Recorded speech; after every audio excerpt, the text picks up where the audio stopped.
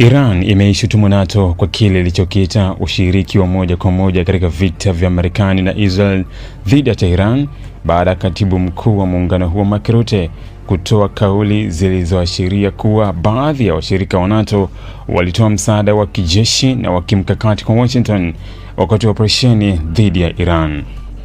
Kauli hiyo imeongeza mvutano mpya wa kidiplomasia kati ya Tehran na mataifa ya Maghreb, huko Iran ikidai kuwa matamshi ya Rutte yamefichua kwa uwazi kiwango cha ushiriki wa NATO katika vita ambavyo imekuwa ikivielezea kama uchokozi dhidi ya taifa huru.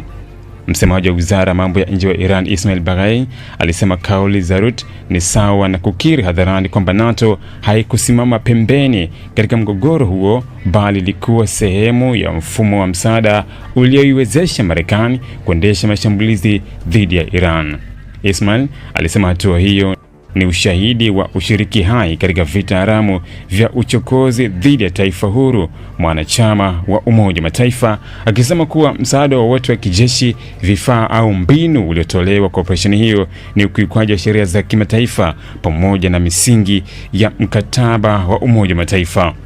Tehran ilitoa msimamo huo baada ya Mark Rutte kuzungumza katika mahojiano na Fox News kuhusu malalamiko ya Rais wa Marekani Donald Trump, ambaye ameripotiwa kukasirishwa na kile alichokiona kuwa ni kusita kwa baadhi ya washirika wa NATO kuunga mkono kikamilifu vita dhidi ya Iran.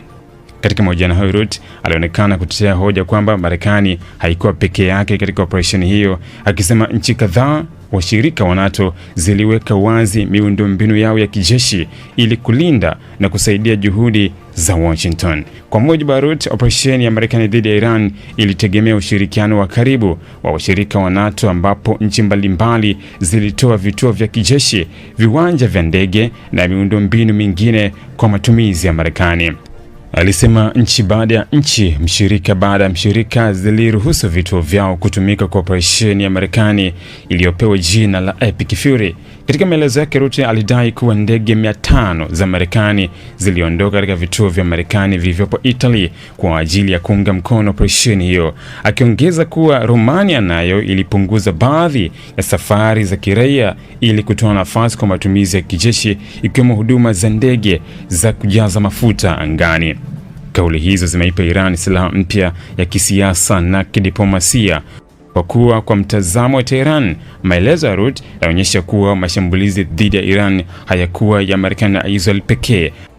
bali yalitekelezwa kwa msaada wa mtandao mpana wa washirika wa Maghreb. Kwa Irani, hilo linaipa hoja ya kusema kuwa NATO kama muungano umeingia moja kwa moja katika vita hivyo, hata kama haikutangaza rasmi kushiriki kama taasisi. Kwa upande mwingine, kauli za Trump zimeonyesha mgawanyiko uliopo ndani ya NATO kuhusu vita vya Iran. Tangu kurejea kwake madarakani kwa muhula wa pili, Trump amekuwa akishinikiza washirika wa Ulaya kuonyesha uungwaji mkono mkubwa kwa sera zake za usalama wa kijeshi, lakini msimamo huo umekumbana na mashaka makubwa kutoka kwa baadhi ya nchi za Ulaya ambazo hazijao tayari kuonekana zikihusika wazi katika vita vya Mashariki ya Kati. Trump anaripotiwa kumweleza Rutte kuwa amevunjwa moyo na baadhi ya wanachama wa NATO ambao hawakuunga mkono vita hivyo kwa kiwango alichohitaji.